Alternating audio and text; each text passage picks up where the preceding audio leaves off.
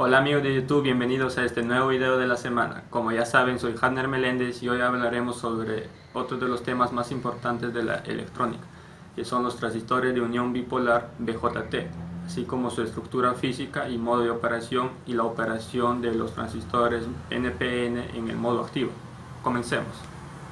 Una vez estudiado el diodo de unión, que es el dispositivo semiconductor de dos terminales más elemental, ahora nos enfocaremos en los dispositivos semiconductores de tres terminales, que son mucho más útiles que los de dos terminales, porque se pueden utilizar en una cantidad de aplicaciones que varían desde la amplificación de señales hasta el diseño de circuitos digitales lógicos y de memoria. Hay dos tipos de dispositivos semiconductores de tres terminales, que son el transistor de unión bipolar BJT, que es el tema de estudio en este video, y el transistor de efecto de campo FET. El transistor de unión bipolar BJT es comúnmente conocido como el transistor. Consta de dos uniones PN que son construidas de manera especial y conectadas en serie. Se utiliza ampliamente en circuitos discretos y en el diseño de circuitos integrados, tanto analógicos como digitales. En la imagen tenemos la estructura simplificada de un transistor NPN, en la cual podemos visualizar los tres terminales de un transistor, que son el emisor, el colector y la base.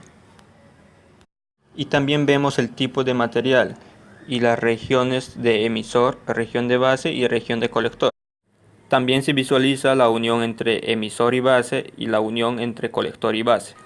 Un transistor es similar a dos diodos contrapuestos. El diodo formado por el emisor y la base es llamado diodo emisor, mientras que el diodo formado por el colector y la base es llamado diodo colector. Un transistor tiene tres zonas de dopaje: emisor, base y receptor. El emisor está fuertemente dopado, la base está ligeramente dopada y el nivel de dopaje del colector es un nivel intermedio en relación de las dos anteriores.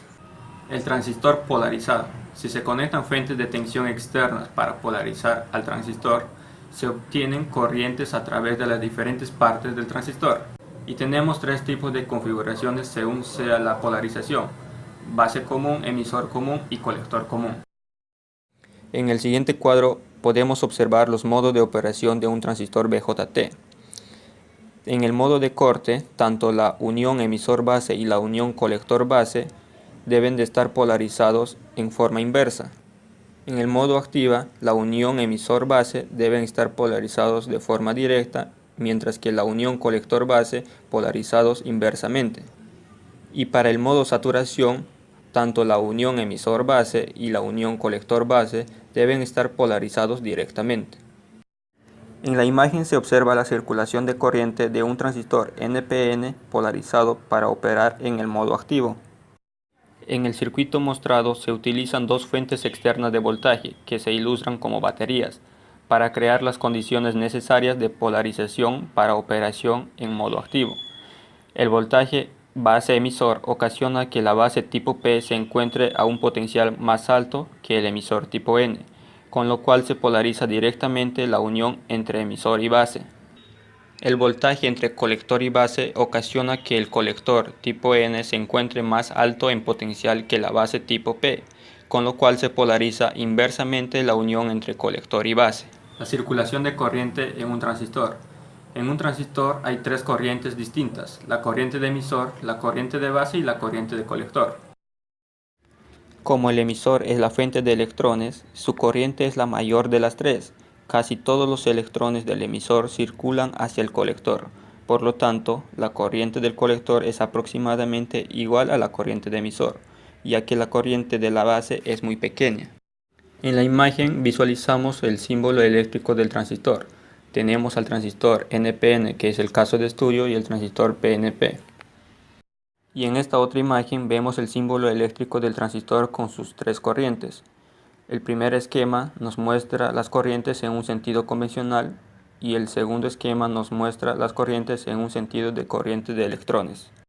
En la siguiente imagen tenemos los perfiles de concentraciones de portadores minoritarios en la base y en el emisor de un transistor NPN que opera en un modo activo, donde el voltaje de base emisor es mayor que cero y el voltaje colector base mayor o igual a cero.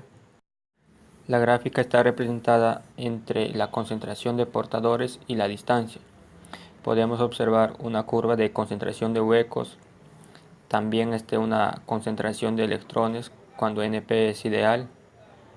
Tenemos a W como ancho efectivo de base y tenemos las regiones de agotamiento en la unión emisor-base y la región de agotamiento en la unión colector-base.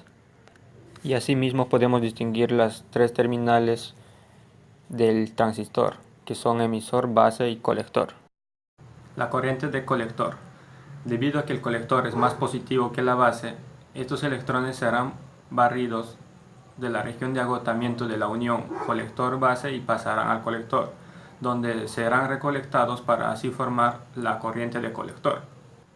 La corriente de base. La corriente de base consta de dos componentes. El primer componente se debe a los huecos inyectados desde la región de la base en la región del emisor. La corriente de emisor. Como la corriente que entra a un transistor debe salir de él, se tiene que la corriente de emisor es igual a la suma de la corriente de colector y la corriente de base. En las corrientes de un transistor tenemos dos constantes de ganancia de corriente para un transistor en particular, y estos son el alfa y el beta.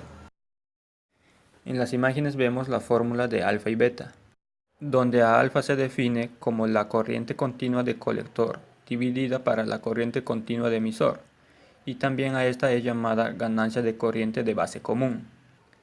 Y a beta se define como la corriente continua de colector dividida para la corriente continua de base, y a esta también es llamada la ganancia de corriente, porque una pequeña corriente de base produce una corriente mucho mayor de colector. Aquí les estoy presentando un ejemplo con transistor, donde nos dice que un transistor tiene una corriente de colector de 10 mA y una corriente de base de 40 microamperios. ¿Cuál es la ganancia de corriente del transistor? Como anteriormente ya vimos que la ganancia de corriente del transistor está representada con la letra beta, pasamos a utilizar la fórmula, donde dividimos la corriente de colector entre la corriente de base. Entonces tenemos que la corriente de colector es 10 mA dividida para una corriente de base de 40 microamperios. Entonces nos da una ganancia de corriente de 250. Ya para finalizar el video, como conclusiones tenemos que un transistor es un dispositivo semiconductor de tres terminales llamados base, emisor y colector, que se usa para funcionar en circuitos electrónicos como amplificador, rectificador e interruptor. El transistor de unión bipolar es un dispositivo electrónico de estado sólido consistente en dos uniones PN muy cercanas entre sí, que permite aumentar la corriente y disminuir el voltaje, y a su vez controlar el paso de corriente a través de sus terminales. Esto es todo, amigos, espero que el video les haya servido para comprender mejor la estructura y operación de los transistores BJT. Si te gustó el video, regálame un like y ya conmigo nos vemos hasta la siguiente semana.